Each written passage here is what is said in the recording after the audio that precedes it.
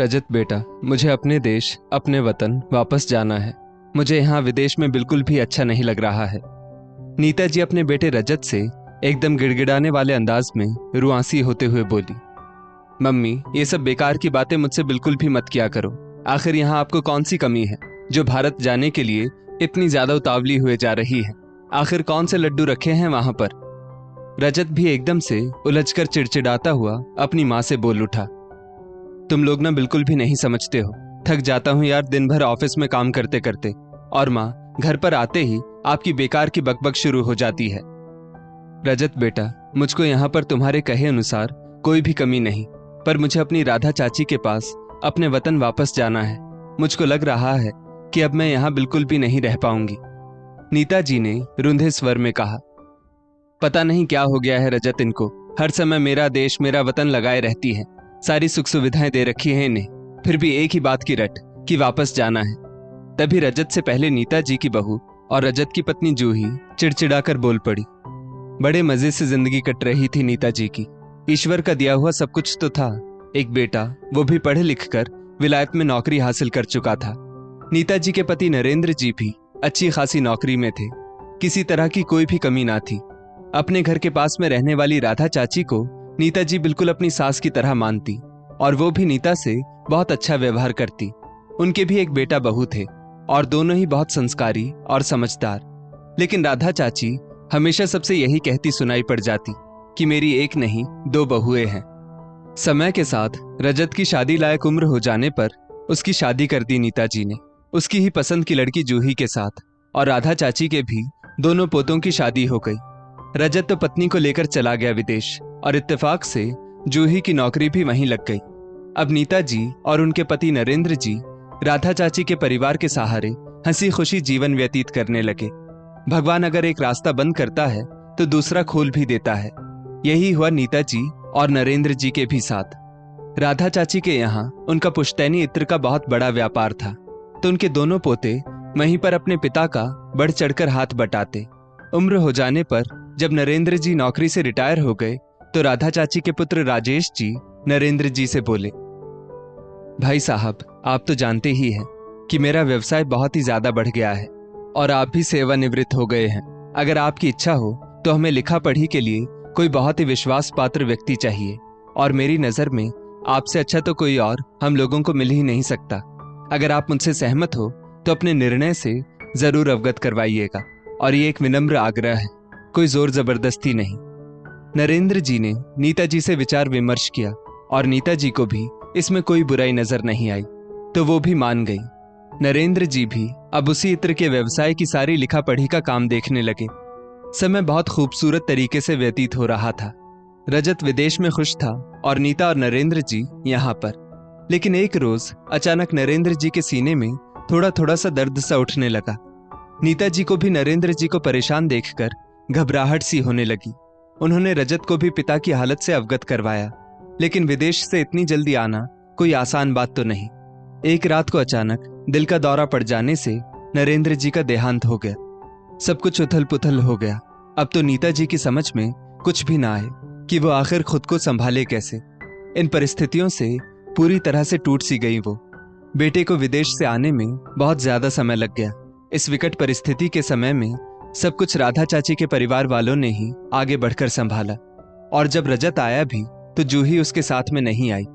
बहुत ही ज्यादा बुरा लगा नीता जी को। बेटे से चिपक कर खूब फपक फपक कर रोई नीता जी। चुप भी हो जाओ नीता बेटा, आज 8 दिन से तुम लगातार रो ही तो रही हो। आंखें देखो कैसे फूल फूल कर कंचे के समान हो गई है। आखिर अब कितना रोओगी तुम?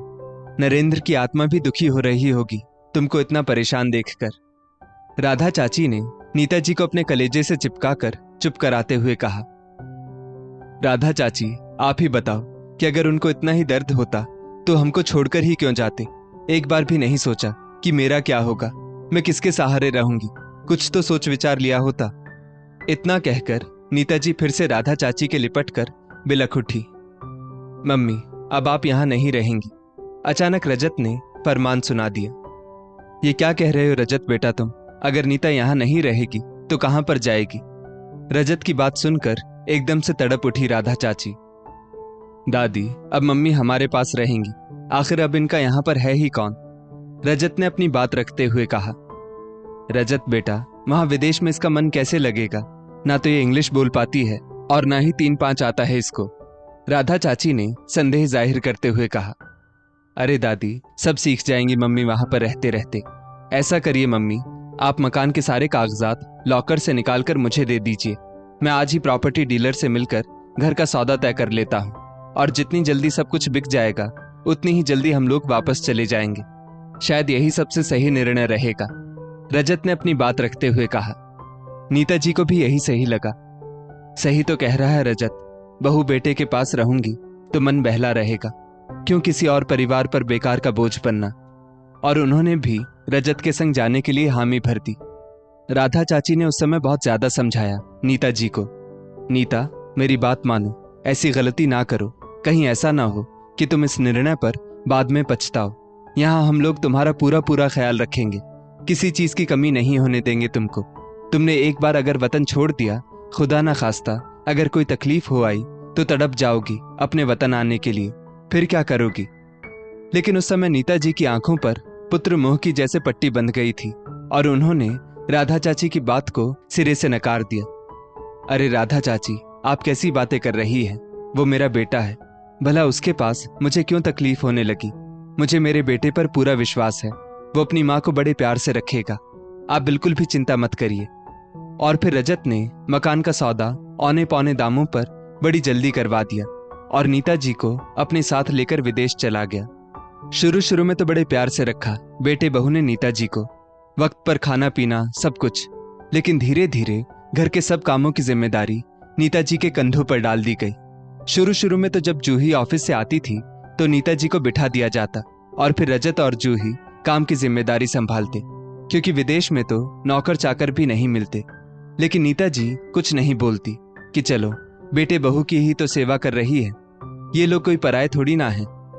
रजत और जूही सुबह सुबह ऑफिस निकल जाते और नीता जी अकेली घर के सब कामों में जुटी रहती।